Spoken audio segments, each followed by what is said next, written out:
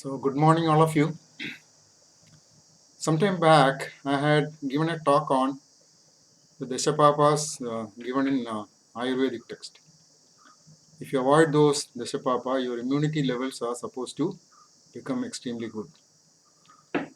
Even in Yoga Sutras, there are instructions which, if you follow, would do the same thing. In fact, even before asana, these two practices are supposed to be imbibed into you. They are called Yama and Niyama. Yama, because I will also give you the Sanskrit text, I mean, whether you understand or not, we will then explain.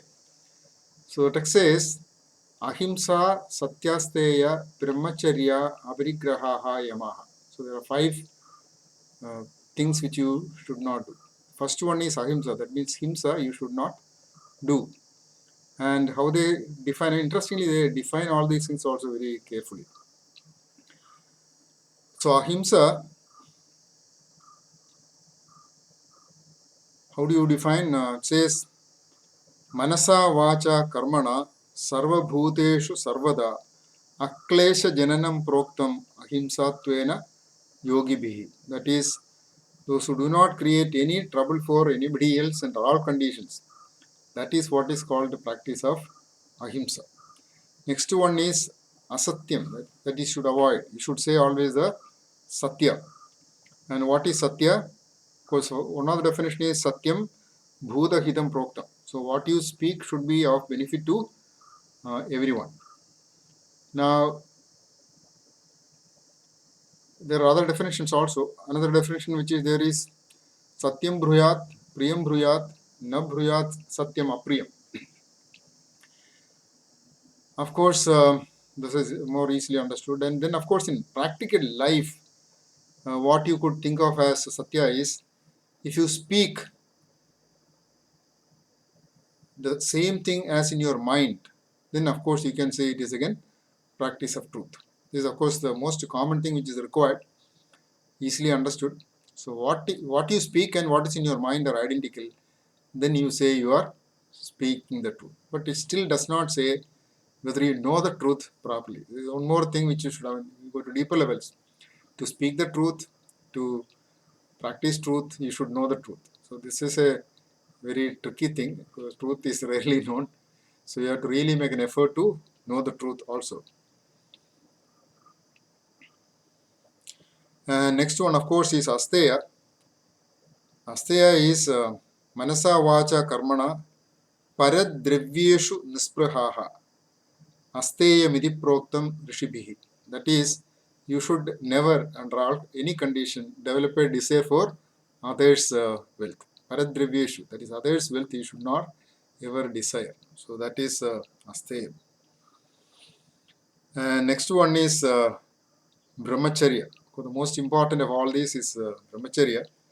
And it is defined as Manasa Vacha Karmana Sarva Avastasu Sarvada Sarvatra Maithuna Tyagaha Brahmacharyam Prajakshate.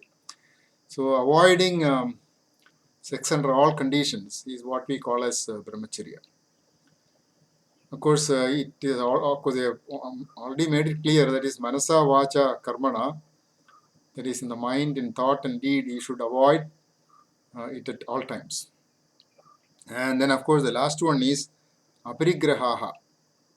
And a very interesting thing. It says Deha Yatra Atirikta Bhoga Sadhana Svikaraha.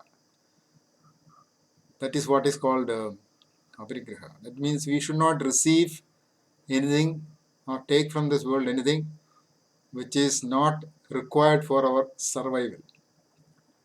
Deha Yatra Atirikta. That is for our daily, day-to-day living. What is required, that only we will take. We will not anything beyond. Because the highest example I have seen of this is our earlier Prime Minister Lal Bahadur Shastri. The story goes like this. One day one lady came to Shastriji requesting for help. So obviously he never has an extra money, as you have already just seen. Then his wife somehow comes and gives her 2 rupees. So after the lady left, Shastriji asked his wife, how did you have this 2 rupees? He says, I save it from my monthly expenditure. So I have this 2 rupees. And what Shastraji did next, you will not imagine. It's possible. He goes to the Congress office and says, please reduce my salary by 2 rupees because I found out that I can live without that 2 rupees. So this is what is called aparigraha. Okay. So next set of instructions, the positive instructions or things which you should practice in life is what is called niyama. So what is niyama? Shaucha, Santosha, Tapa, Swadhyaya, Ishvara Pranidhanani, Niyama. So they are the 5 rules which you should follow. So what is meant by Santosham or happiness? That is to be pleasant at all times. Next one is of course, I'm sorry. First we should have taken Shaucha. Shaucha means Chitta Malanam Akshalanam. That means remove all negativity in the mind. And what are the negativity in the mind? Kamam, Krodham, Moham, Lobham, Madam, Malsarya. So these are the, all of you mostly know this. So they are the 6 negative thoughts of the mind which you should get rid of. Then Sandosham means of course be pleasant at all times under all conditions. Next one is of course Tapa. Tapa is called Dunda Sahana. Of course, when he says be pleasant all the times, because they also know that there are situations where you will have to suffer. Or he says, of course, situations where you may revolt also. But he says you should suffer that or accept that and not revolt. That is what is called tapa. And after that, of course, you have swadhyaya. What is swadhyaya? Swadhyaya means sadhyayo moksha shastranam adhyenam pranava japova. That means you should study the scriptures and you also do japa of the pranava shabda or om. Because om is normally not chanted by itself. We normally attach it to a mantra and then chant om. So that is what is called swadhyaya. Swadhyaya means learning by yourself the Vedas, plus also practice that by chanting the pranava shabdas. And after that, of course, comes Ishvara Pranidhana. Ishvara Pranidhani means surrendering all that you do to God. Because I also, earlier one video is there on surrendering to God and working. What it actually means is when you are doing it for somebody whom you respect and hold in high esteem, we normally will do the best job we can. So if it is God, we know that we will definitely do the best possible thing. So these yama and niyama, if you implement in life, obviously your immunity levels will definitely become high. I am not just saying it. This is the experience of a lot of people, and especially all these yogis who practice the rest of it, the other 6 steps of Yoga Sutra, and obviously has to follow these 10 instructions.